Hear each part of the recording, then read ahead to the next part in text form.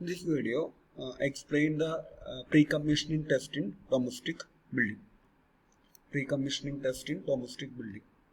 So the main objective of pre-commissioning test in domestic building is to ensure the good material, quality of work that carried out in our building. Then the installations, all the installations like light, then power plug, all installations or equipment are in good working condition. It also ensures the installation are in good working condition.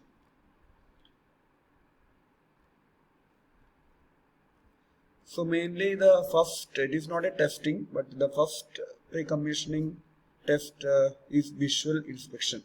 Okay. So in visual inspection, the system designer are verifying all the installations are in compliance with Indian standards or IS codes, and all installations or equipment are erected in accordance with the relevant IS codes. Then it ensures the quality of material, so no visual damage is seen outside. So that is the aim of visual inspection. Then we move to the testing. Actually we have 4 type of test: continuity of the final circuit, polarity test, earth retro test, and insulation resistance. So first we move to the polarity test.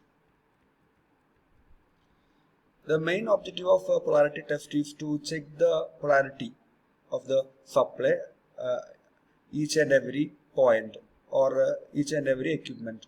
So here there are some procedure to check the polarity test.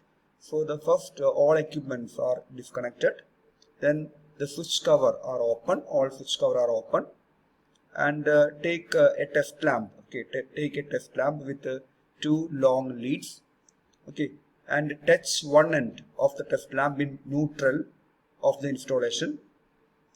The second point that touch the input terminal to the switchboard. So normally the phase supply is coming to the switchboard.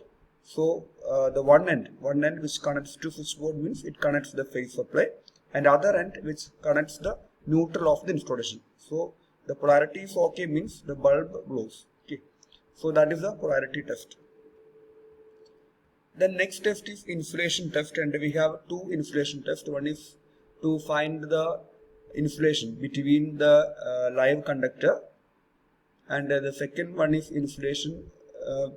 First one is insulation between live conductor and earth. The second one, insulation between the different live conductors. Okay, in 3-phase system, we measure the insulation between RY, YB or RB and R neutral, phase and neutral.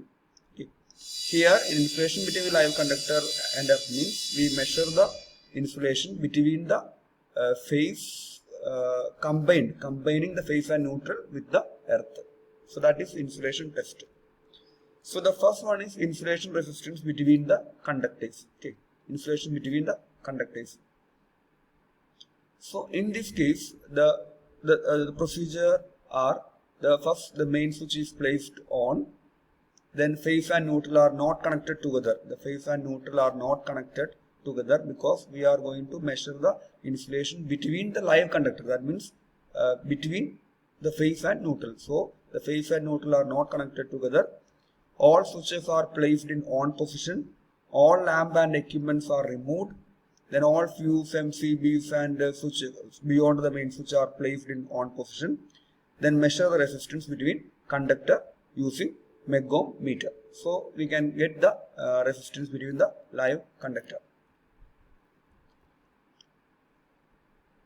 The next one is the insulation between the live conductor and earth. Okay. So here the procedure are: the main switch is positioned off position. All fuses, MCB beyond the main switch are in place on. All lamp and equipment are in place. All the phase and neutral are connected together because here we measure the insulation between the live conductor, that is both phase and neutral for single phase, and earth. Okay, so in one side we connect together phase and neutral. Okay, so that's why the phase and neutral are connected together near the main switch. Then insulation resistance between the live conductor and earth is measured using the megohm meter. and its value shall not be less than 1 mega ohm. Okay. That's all.